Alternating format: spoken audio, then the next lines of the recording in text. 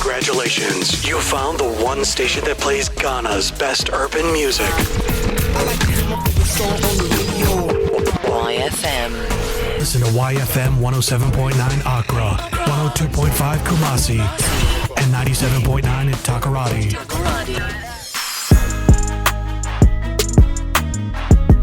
Today is part 3 of our leaderboard highlights episode for season 2. We had so many great moments this season, we just had to give you more. This is YFM. Health is wealth, and that is something that has resonated with all of us this year. We were honoured to have Dr. Darius Osei, who told us about his personal contribution to healthcare in Ghana and how this has saved lives. You obtained your medical degree in Ukraine and followed up with the master's degree in hospital management. Not the usual path taken by doctors on the regular. As you know, it's usually specialization. People would want to venture into fields that they will specialize in. Were you more interested in the management of health than the practice of health, or it was part of your life givings? I mean, it just fell in. No, I think in the district, I met very experienced doctors like Dr. Kensegu, who used to be the director for Tamale Teaching Hospital and many others. I went there as a young doctor and humbly I studied under them until all of them went away. He later on went to become the regional director, and then Dr. Sian also became Ifye Kwanta head. So my time came. I said earlier that my wife was also a doctor, so I was spending most of my time in the hospital. It's like anytime my wife is on duty, I am on duty. You're on duty as well. And then if we are 4 doctors, half of the time I am on duty. So I fell in love with hospital, and I really thought the hospital is the last stop when the public health have failed in terms of health prevention and promotion, then the curative should be the solution. And so really, TBA used to have very high mortality in terms of maternal deaths. Maternal deaths, okay. And it was worrying, but I did some research work and found out that most of these women who were dying on their full days were written, 4 a.m., 5 a.m., and never will you see somebody dying around 12 or 1. During the day. And it was because most of these doctors were staying away a little bit from the hospital. The hospitals. The road was dark. They had dogs in their houses. So the nurses never risked their life going there in the night. But when it's getting in morning, then they are comfortable going there. So I came to Valco and pleaded, and they gave us an ambulance. I did a street lights from the hospital to the last doctor's bungalow, and then put in intercom system. And then the maternal deaths dropped to almost to nothing. In fact, this was very interesting, and Danida came and then did some work with us, quality assurance in healthcare. It was very successful. Most hospitals had to come to TBA for a study tour. And I mean, almost all hospitals came to TBA at that time. And so I got a scholarship to study. So really, these are the things that influenced my decision in going to hospital management. And then, I mean, there's no regret at all. So in simple terms, you pretty much just wanted to solve more than the direct health problems. I mean, the problems were purely, one would say, not to do with the competencies of the doctors or nurses, but pure administrative flaws and simple tools that could be solved through interventions. And we appeal to the community. They help. Street lights, telephone, ambulance to pick doctors when they are on duty. And, the timeliness in solving problem was answered. So really, it was a success. And it taught us that, look, it is not always that the input in terms of money and things affects the outcome, but you can also work on the processes. They are very important and influencing the outcomes that comes out. That's very impressive. I mean, we're going to dive a little bit deeper into the health sector in a bit. Before we do that, you touched on family twice already. I mean, you mentioned your wife being a doctor and that. What is family to Dr. Darius, and how differently are you raising your children in today's fast-paced world from the way you were raised back then? Well, I think family is important. I mean, it keeps you in shape. It also allows you to have some self-awareness and be very careful about what you do. And if you look at the nature of our work, we spend most of our time at workplace. But luckily, we've been able to have, my children are quite old now. I mean, they are able to take care of themselves. But I think the bigger I'll give it to my wife, you know, and she, because all the kids are girls, and so she did well in trying to put them in shape. And I should say, so far, I've not regretted at all. You've not regretted? Yeah. One thing I picked from what you said was the fact that family helps shape you into what you're supposed to be. Yeah. Give us a fair idea, how supportive is your family? I mean, doctors are usually gone for long, you're out, you're solving issues, especially during this COVID-19 period. You are almost always not at home. How supportive are they? It's challenging. You know, you brought this COVID matter up. At the beginning, you don't even know how to go home because you are not sure whether you're going to infect. So once you get home, they tell you to change yourself out there outside and make sure. But with time, they understood the fact that we also needed to inspire people, because really it was scary in the beginning. How do you convince your staff? People are dying. You open CNN and I mean, thousands of people are dying, and you are asking people to care for these people. And so you have to come out strong and exhibit leadership by example and lead. I mean, that is when leadership was called to. And well, my family understood the fact that this is what I've been doing all my life, and these nothing turns me away from, you know, the convictions. If I have to, you know, work towards that vision. And so I wouldn't say they give up, but they only have to support and then understand that I'm not the person who runs away from challenges. And so they supported, and then I'm sure now it's history. I like that. Now, being a man of science, what is the fundamental principle on which your family thrives? I mean, is it science or spiritual? Is it religion? And what foundation do you think society should be built on? I mean, is it built on science? Do we build our family values on science or in spirituality? Or even merge both? I think both. Both, right? I mean, religion guides us morally and I mean, ethically to be correct. And science is evidence-based.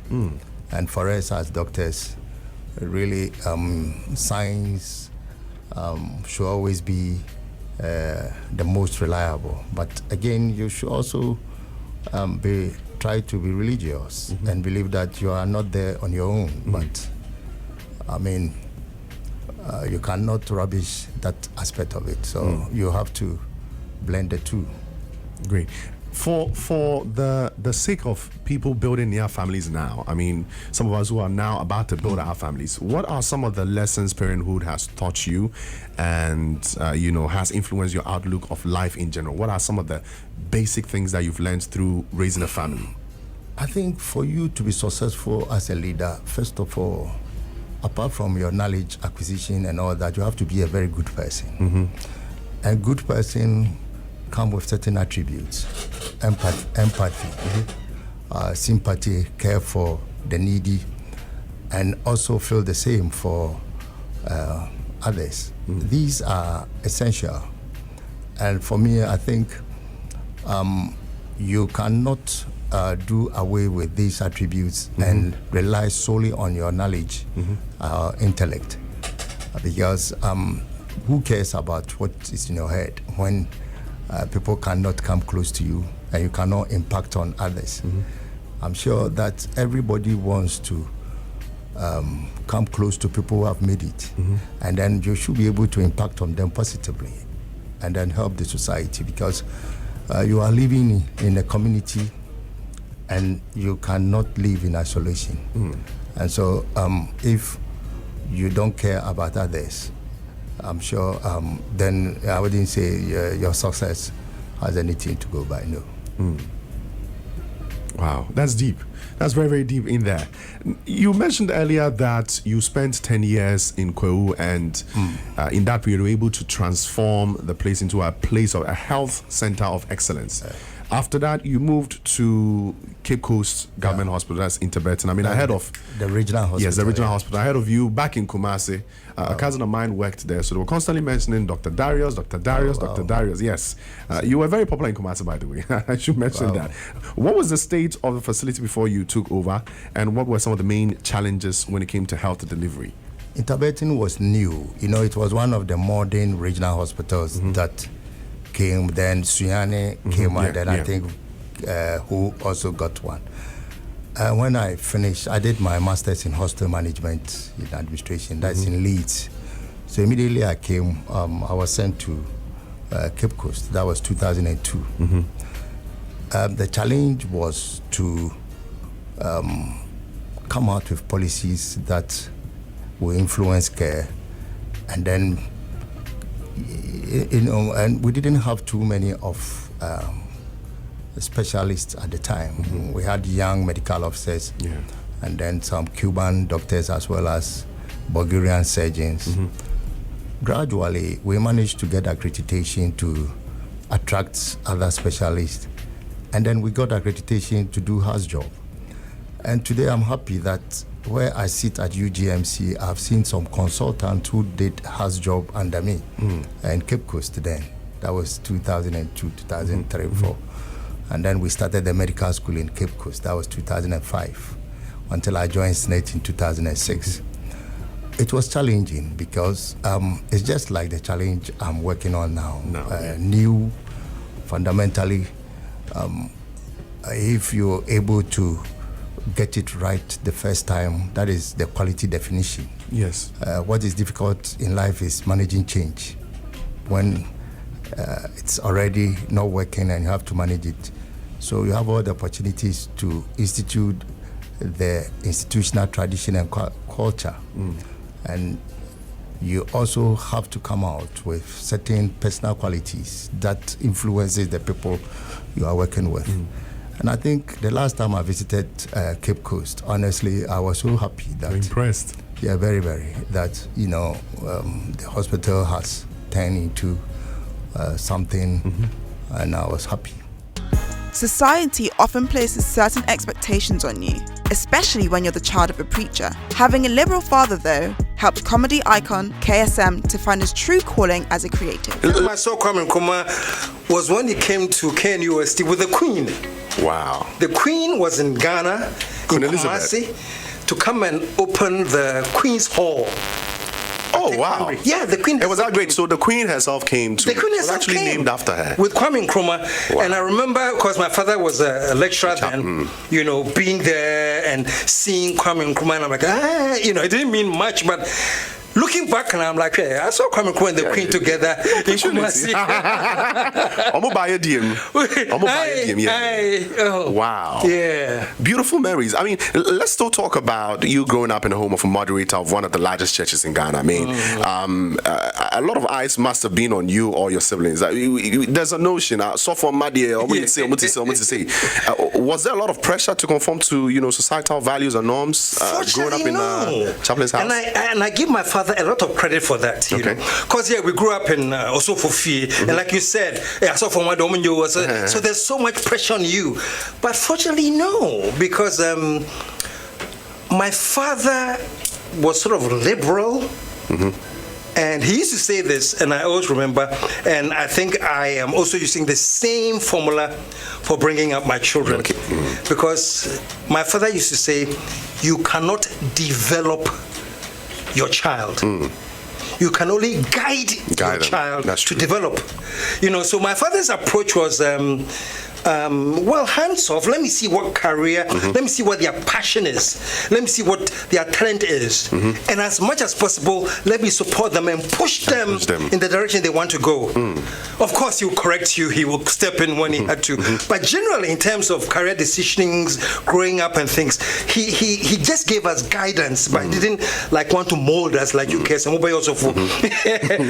Like I'm the Presbyterian Church moderator. You have to also go, I have to have my children getting into the ministry somehow. You need to be a pastor somehow. Yeah. He didn't do that. He just allowed us to express our own strengths. But of course, he gave us the guidance and direction. And one thing that I remember very, very well, Revo. Can I call it Revo?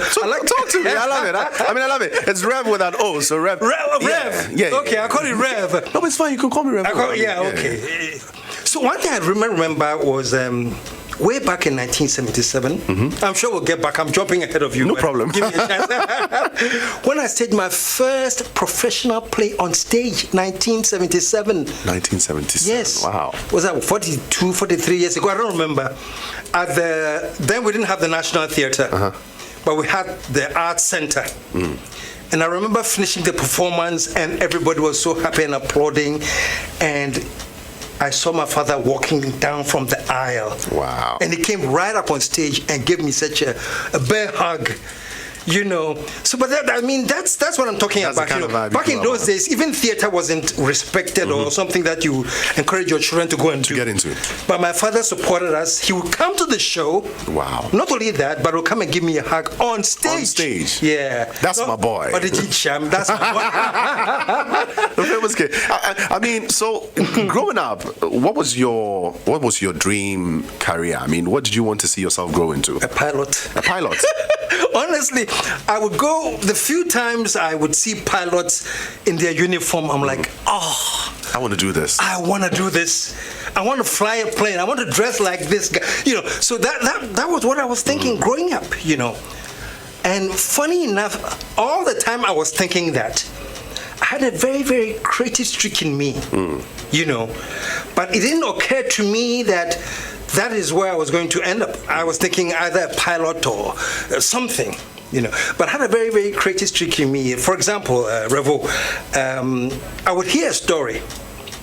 And the minute I heard the story, I would get my friends together, my sister, Anima, the one I come after, Anima, here's the story. I want you to play this, and I want you to play that, I want you to play this, And I sort of stage a show for them to perform. I didn't know that was the inklings of a director at a very young age. Wow. Directing a play, but I had to come up with things like that, So I remember I had the laugh of that, the theater, the acting, but that for me, that was something. That was deep inside. It was just in a corner. The real thing I want to do was a pilot. And I think as you grow, things change. Yes. I wanted to be a pilot, and then later on, when I got to back in the day, we had secondary school. We didn't have JSS and SHS. When I got to secondary school, then it changed. At some point, I wanted to be a lawyer. Hey. Yeah, the A. At some change, I wanted to be a lawyer. So I wanted to be a pilot before. I wanted to be a lawyer. The doctor come up? No, doctor didn't come up. Doctor wasn't in there. A teacher. Hey. Why?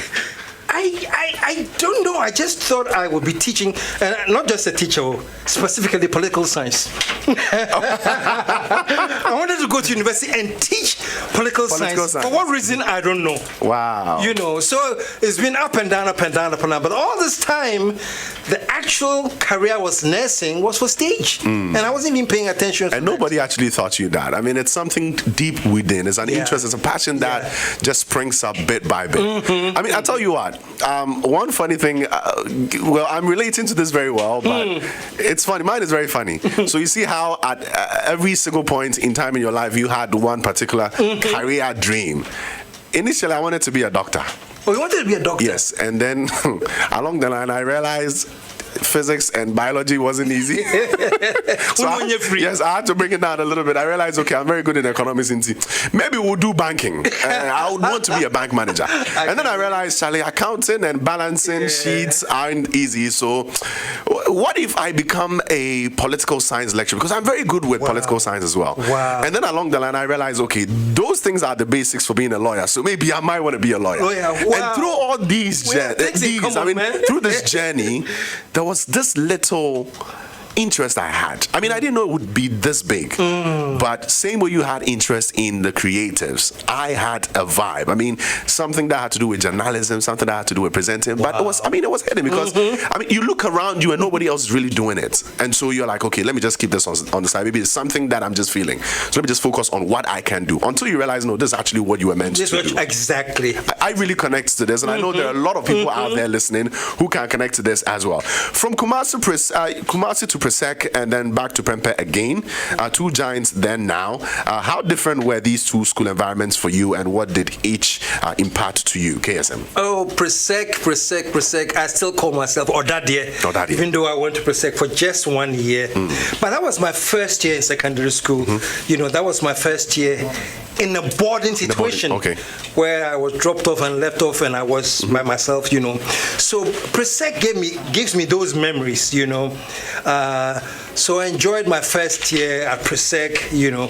Back in the days, we had the homeowing where I didn't experience that. You didn't experience that? No. I think it was my year that they decided somebody got a little bit traumatic. So I think they made a law that we're going to end homeowing and things like that. But I went through it a bit, you know. I remember our first year in Presec, they had to dress us like clowns. That was the initiation of Form 1 people. And then we sing a song. I still remember the song. Do you want to hear it? Let's sing it. Let's go. It's we were called Ninos because we were in Form 1. Okay. Nino is an elephant, the biggest of all creation. 1,000 balls of cake, Nino. So I think you know. I've heard this. So we'll be marching up and down the school at night, you know, on our orientation and things like that. So Presec, I have fond memories of Presec. But after 1 year, I don't know why I felt I should be further from home. You know, Presec was just in Accra, and it was very, very close to where we were living. Then, when my father was moderator. So I decided, okay, I want to go far. And my father haven't been, what you call it? Former house master, Prempeh College, and then the headmaster, T.A. Osei, were very, very close. So I think with just a phone call, my son wants to come there. Connection. Well, let him come. Wow. So I switched to Prempeh, But both are really, really great schools. Of course, I spent more time at Prempeh. How many years were these apart? I mean, you being in Kumasi, staying on KNUST campus, and then coming to Accra, going to Presec, and then coming back. I mean, how many years did you spend in Accra? Well, we moved. When my father became moderator, we all moved to Accra. So we're living in Accra. I must have been in Accra for maybe 6 years or so before I went to Presec for 1 year, and then decided to go to Kumasi. Did you connect with your friends when you went back?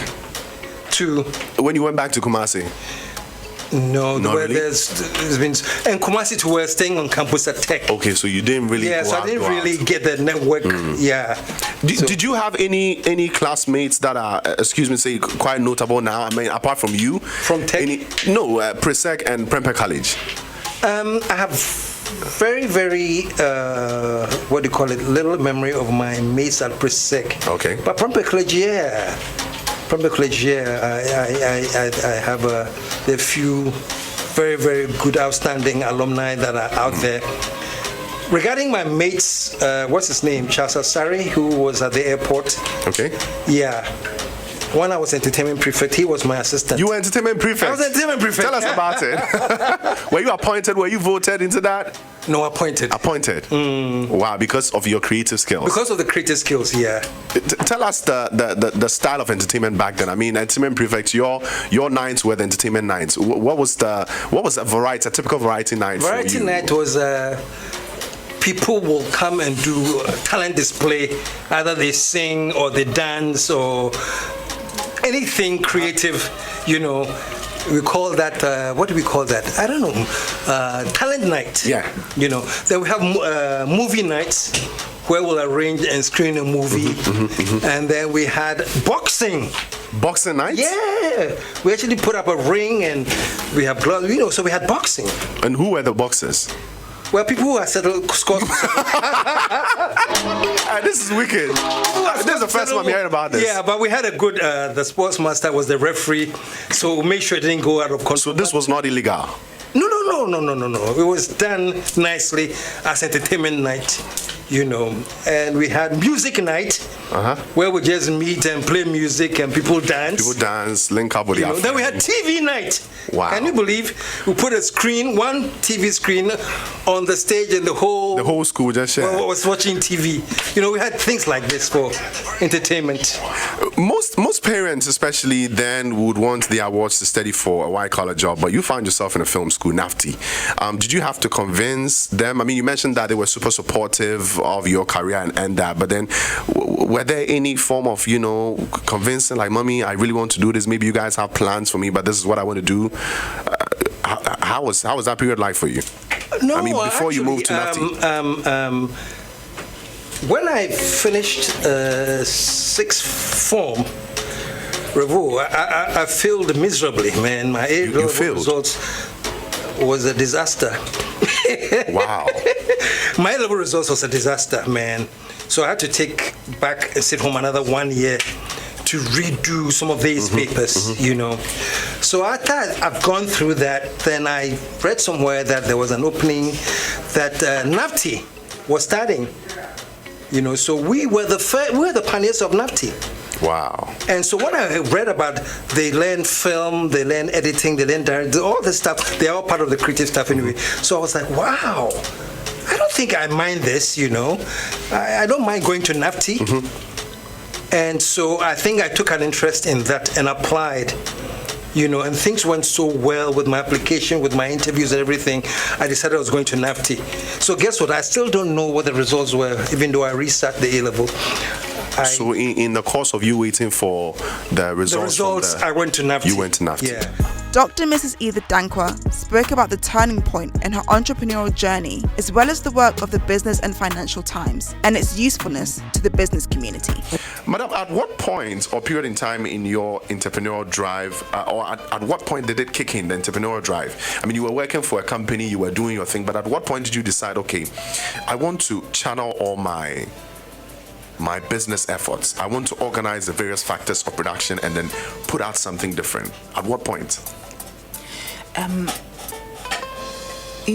The newspaper industry is a very tough one. So if you want to achieve or you want to succeed, you always have to be thinking and innovating.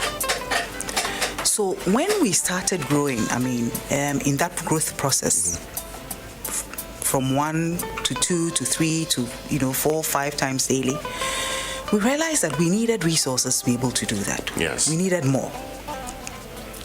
And because we had started, you can't afford to go back. So you had to find a way of doing it. You're in there. You are in there. So we had to diversify. We are a business, the leading, and it's so exciting when I talk about this, we are the leading business newspaper in Ghana. The leading, in Africa, we're now global because of the internet. Yes. But in Ghana, we are the leading financial or business newspaper in Ghana. And so we had to ensure that our product is served across all platforms. So whatever for us we had to do to serve the business information in different ways, as conferences, events, magazines, and we're actually in South Africa with the Business Times magazine. Wow. Yes. For 5 years, and then we said, look, let's rather do the online because it's expensive, capital intensive. We're also not based there, so it was very hectic working from South Africa. So let's try and serve the business community with the best incredible information that we can give. Through events, through conferences, and we run the Ghana Economic Forum in Ghana. The platform that brings private sector, governments together to talk about issues that confront businesses and find solutions to these issues. And the next one comes up in October. We'll share the dates with you later. Wow. In October. To share now we are resetting our economy after COVID, after this pandemic. Where are we? How can we reset our economy to achieve more? And it's so exciting and interesting to know that we started this industrialization. I don't want to do I'm not a politician, but I'm just saying it as a business person. I think it's just timely with this industrialization, the one we call it 1D1F, right? Yes. That we are not importing at this time. We are, but it's not as much as we used to. So we should consume what we produce. So if we are not ready for it, what happens to us? What happens? And farming and all that. So this is the right time. It's a huge opportunity for us as a country, and especially with the Free Africa Continental Trade Area era that we are entering into. We can export food. Why can't we go into farming? We shouldn't be complaining. You see, what we need is an enabling environment, and that is being created one way or the other. And we should push, especially using our platform, a platform like Business and Financial Times. We should push and ensure that the enabling environment is created for the youth to run with the opportunities that are available. This makes so much sense. I mean, we're in times where things are not moving in and out, and we sit on a lot of resources. So as a people, first thing we must do, I think, which you touched on, is consume what we have. And then through the consumption, we'll find other opportunities for people to find ways through which they can, survive or put their entrepreneurial skills into use. I think it's about time. I mean, any person that understands the development of a nation, social, human-wise, would understand that this is about time. I mean, these are things that should be done, politics or no politics. I mean, we should move on with that. I mean, with all these things that you've talked about with regards to BNFT, what would you consider as a key element in the immense success story behind BNFT, and how do you stay ahead of competition? Okay, so I think the contributing factor is the people. Okay. The solid team we work with, the people, those who have worked and left are no more with us, and those who are even here with us. I have two of my team members here supporting me. They showed up very Bernard is here, Baba is here. I have an excellent editor, Selassie. Okay. I have a lister who has been with us for the past 20 years. Wow. Our graphic designer. We have Jerry, who has also close to 20. So we have a solid team. A dedicated team. I mean, you won't have it all perfect. It won't all be perfect. We've had issues with some stuff, in the past. We still have issues. I mean, once you work with people, you will still have issues. But as a company, we should also ensure that we are able to create that environment for people to air their grievances in a manner that they feel, that sense of belongingness, and involvement, so that it doesn't escalate to some levels.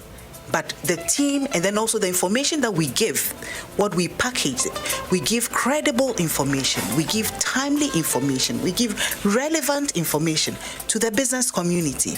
And if you have any client or customer, you give them what they want, and they would always value for money, and they would always come to you. And we are coming out with some good products. I won't talk about them now. I believe. Wow. Watch that space. I'm so happy when people talk about teamwork. I mean, when leaders appreciate the fact that it takes more than just themselves to get to the destination when it comes to their business, I get very happy. Now, since we're talking about team and team members, the entire crew, what do you look out for? What did you look out for before you picked all these guys in terms of the professionals you work with in delivering the service that BNFT is set out to deliver? What particular things do you look out for? Academic excellence? Good character? What do you look out for? All of the above. All of them. For me, character is very important. Okay. Your attitude. You should have the right mindset. You should be ready to work. And so we look out for people with young people. I mean, when you come to our offices, the team is very young. Yes. We have young ladies and gentlemen who are putting in their all. I'm also young, you know. Yeah, very young. Wow. So we look out for people who are dedicated and who are prepared to learn and work, because most of our team, our staff members, just came in from school, and we have to train them to write. Some have gone through professional training, journalism. Some also haven't. So we try to balance it. Yes, it's so we have good people we're working with, and we're looking forward to having more good people to work with. Humble beginnings are not to be despised, and John Awuah explains just why with his story. I grew up in Kumasi. My father was a mechanic. Okay. Yeah. If you know about this car, Leyland Albion, that was my father's trade. That is the car that my father used to repair, and that is exactly what he did until he passed away about 10 years ago. Wow. My mom was a petty trader, and hers was a pure petty trading, not the kind that, trading with other workers or had somebody in hand. She used to sell oranges on by the roadside. So I'm coming from a home that in modern Ghana we would say a very poor home.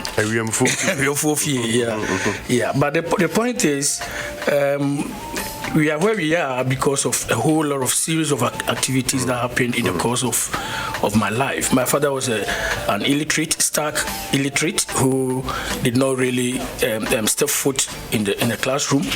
My mama was an illiterate, so for them to have taken me through the education that I've had, I owe everything to them, and without them, of course, first and foremost to God, and then to them. Without them, I wouldn't be here.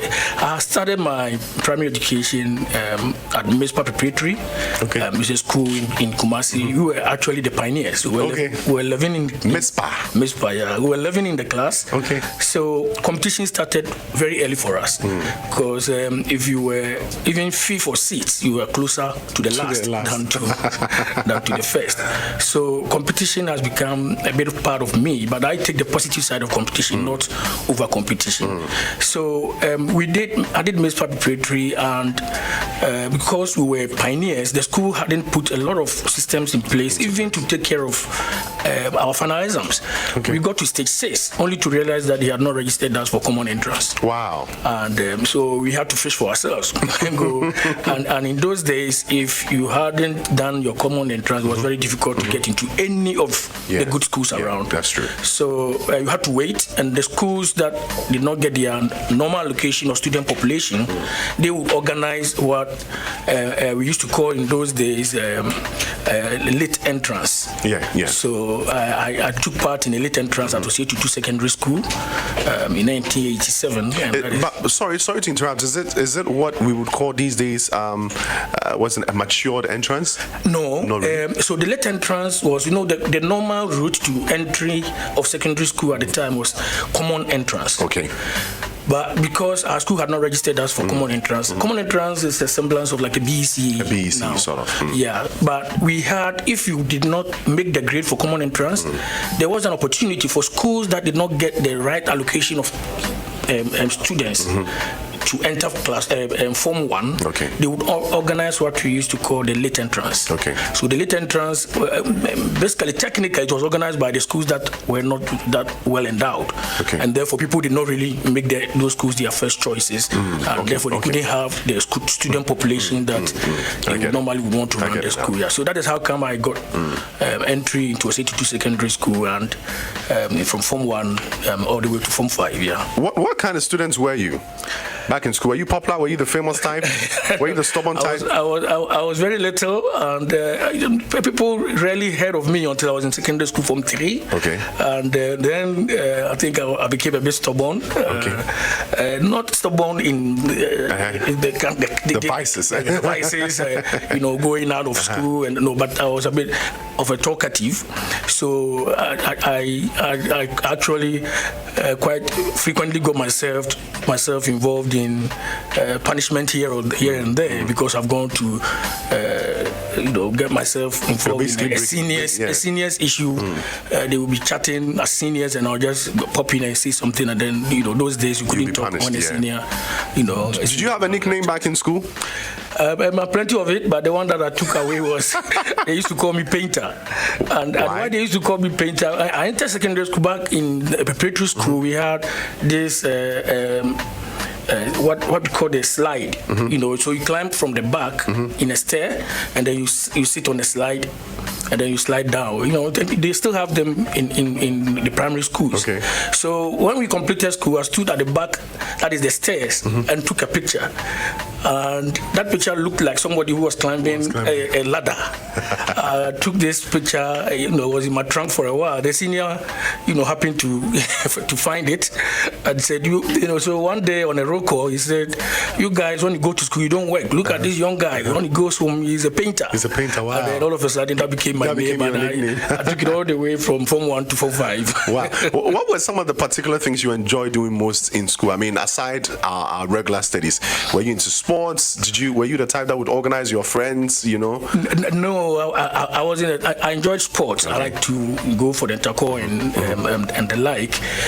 But back in the day, I had some very good friends around me who were mostly what we still call people. So I was SU I was an SU guy, doing the SU side and doing my other side, my other things on the side as well. But I was more involved in the SU side of things. And we had a man who would come on campus. He used to live in the neighborhood of the school. Who would come on campus and would take my friends and I, through some Bible studies when others were on the park and playing. Yeah. During these times, I mean, you were just enjoying your youth. You were just being the famous guy in school, the painter in school. You had your friends and all that. Were there any special grand aspirations you had? I mean, at that point, did you know what you wanted to get into? Did you have plans of getting into a particular field career-wise? Very good question. I would say zero. I grew up in a household where, from my father's side, I'm the first person to have entered secondary school at that level. Yes. Another cousin of mine was also at OT, was 82 secondary school. But then all the way to university, I was the first. My mother's side too, I was the first. And in the family, there was hardly somebody you would find. Even in the neighborhood, there was hardly somebody you would find and say, I want to be like this person. But one thing that I really got lucky with was I was a bit good with numbers, and I think on the book side I was up there. I wouldn't say I was the best student, but I was always challenging at the very top. So teachers took particular interest in me. So every now and then a teacher would become my inspiration. And that when I grow up, I'd like to be like this teacher because the teacher would take interest in my development. As for looking at a certain big man or a certain professional somewhere and looking and saying I want to be like that person, I didn't have it. So, I mean, that aside, you never at any point said, okay, let's say I want to be a doctor, I want to be a farmer, or you just wanted to survive? It was more of survivor, but I mean, of course, in those days, growing up, everybody wanted to be either a doctor or the pharmacist or a lawyer. But we said it sometimes without even knowing the route to becoming those kind of professionals. So yes, if it is that kind of aspiration you are talking about, of course, I'm sure I must have said I wanted to be a doctor. I forgot it, but I must have said something like that. But science wasn't a friend of mine, so I couldn't have become a doctor. Okay. Ivor Greenstreet stopped by and gave us his take on what he thinks transformational leadership would do for the youth of Ghana. Having trekked through the length and breadth of the country over the years, what in your opinion, and I need a very honest opinion on this, what in your opinion is the biggest challenge to the social and economic advancement of the young people in Ghana, and what sort of leadership is needed to turn the situation around? I mean, you've touched on a few things that accumulated a bigger problem, but personally, what do you think is that one thing that, if tackled, will change the face of our youth in building the nation? Well, direct access to opportunity, to be able to uplift themselves to greater heights, But you rightly say, I mean, going around the country, when you see a group of kids having to spend time walking for 2 or 3 miles just to carry buckets of water on their heads to supply to their mother or father, at their village. So, clearly that's a big waste of time, and that is not something that we should be proud about in the 21st century. When you see clearly highly intelligent individuals, because when you meet them, they're highly articulate, highly intelligent, highly motivated, but the system is just not giving them an opportunity to advance on the simplest route in their ladder. Whether that's through business or whether that's through furthering their education or whether that's through any opportunity whatsoever, then you know that something is not working, something is not right. And that leads to a lot of frustration, it leads to a lot of hopelessness, and it can lead to people doing things that ordinarily they wouldn't want to do. So how do we create that system? How do we create that meritocracy? And that is by having a committed and trusted leadership, a leadership that has the energy, the vision, and the ideas to provide that kind of hope, and to be committed to providing that clean system that is not about connection, it's not about corruption. Backdoors. Exactly. I mean, look at you. I'm sure. But you said Corolla. I'll say when it's over and you're back on the law, I know that maybe we'll cross swords in court one of these days. We'll definitely stay in touch. Yes. YFM. It's been an amazing season. We can't wait for season 3, which we promise will be bigger and better. See you then. Congratulations, you found the one station that plays Ghana's best urban music. YFM. Listen to YFM 107.9 Accra, 102.5 Kumasi, and 97.9 at Takoradi.